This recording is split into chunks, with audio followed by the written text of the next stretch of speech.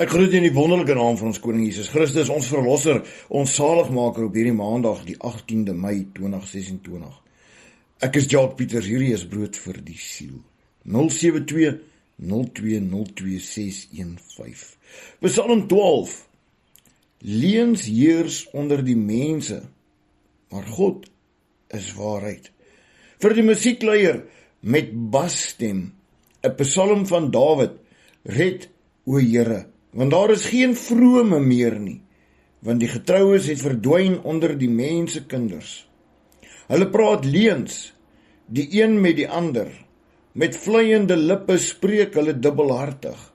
Mag die Here al die vleiende lippe uitroei, die tong wat groot praat.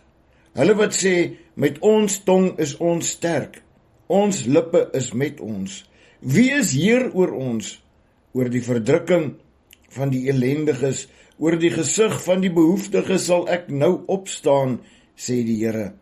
Ek sal hom in veiligheid stel wat daarna smag. Die woorde van die Here is rein woorde, silwer wat gelouter is in 'n smeltkroes in die aarde, gesuiwer 7-mal. U, o Here, sal hulle bewaar. U sal ons bewaar van hierdie geslag vir ewig.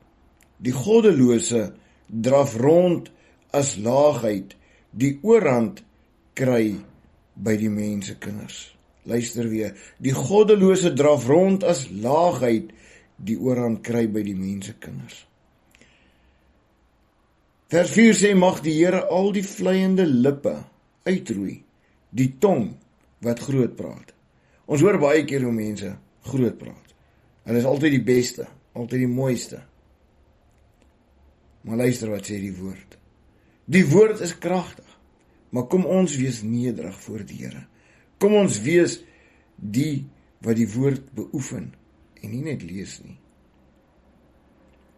Kom ons bid saam. Hemelse Vader, ons dankie vir 'n nuwe dag, 'n nuwe week wat voor ons lê. Vader, ons vra dat U die week vooruit sal gaan met ons elkeen.